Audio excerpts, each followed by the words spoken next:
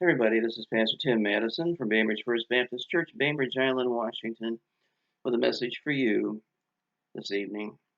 I'd like to share Psalm 131 with you this evening. You know, people around us are filled with stress a lot of times and turmoil and anxiety, but David found the secret of rest in the Lord, and he shares it with us in this wonderful little psalm.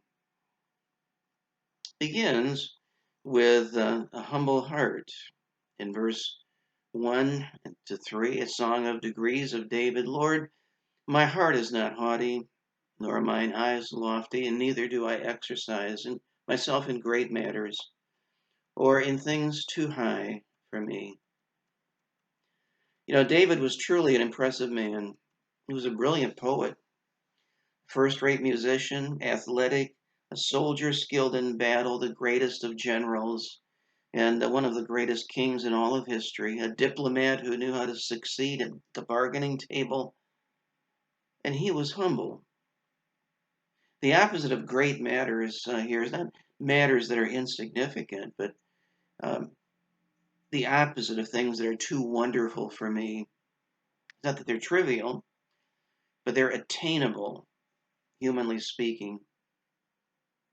Do you remember the time when David was mocked by his wife, Michal, for his praise to the Lord? They were bringing the Ark of the Covenant home to Jerusalem. And there was David in an ephod, and not in royal robes like a king would wear. But David said in 2 Samuel 6:22, I will yet be more vile than thus, and will be base in my own sight, and of the maidservants which thou hast spoken of them I shall be had in honor. It's easy to imagine that great matters fall into the job description of a great king. David understood, however, that he was serving a much greater king. After he was anointed, he patiently waited until God brought the kingdom to him. And that includes 10 years running from King Saul and then 7 years in Hebron while the kingdom was divided. But he left it entirely to God to remove Saul and to unite the kingdom. He let Shimei curse when Absalom revolted against him. He left Jerusalem before Absalom rather than stay and fight his own son. David was a man who left things in God's hands. You know, when faced with stressful or scary situations, remember this.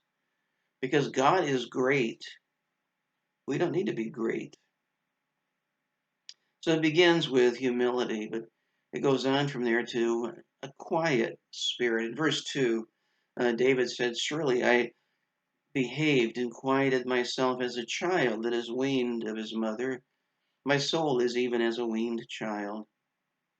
David's describing his own relationship with God in this verse. His soul can be at rest because he knows the Lord will care for him. A toddler has confidence in peace and rest regardless of the turmoil around him.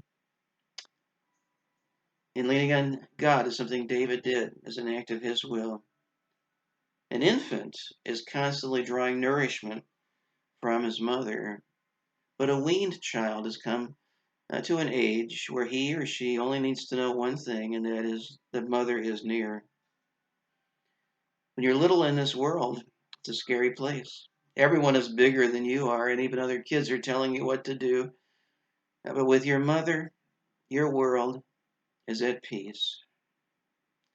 David was anointed by Samuel as king, and then David waited. Do you imagine that God is distant and too busy to be involved in your small life? He's not. Because God is with us, we can lean on him. And the result is a lasting hope as we rest in him. Verse 3 says, Let Israel hope in the Lord from henceforth and forevermore. You know, when the Bible uses the term hope, it's referring to the future. The kingdom began with a slow start. The Philistines had defeated Saul, and there was chaos in the kingdom, and there was division. But Israel was finally united. It had a large and effective army with the best leaders. Wealth was pouring into the treasury, and yet its only hope was in the Lord. Let me ask you to imagine something. Suppose you had accurate knowledge of the future. Wouldn't that be great? You could always make the right decisions. You could pick the right stocks for your portfolio. You would always know who to trust and who would let you down. You would always take the best route into work in the morning because you would already know about the orange barrels. But you don't, do you? You don't know what the future holds, but God does. Because God is eternal. We don't need to fear the future. We don't know the future. All we need is that humble heart because God is great. And the result is going to be a quiet spirit because God is with us.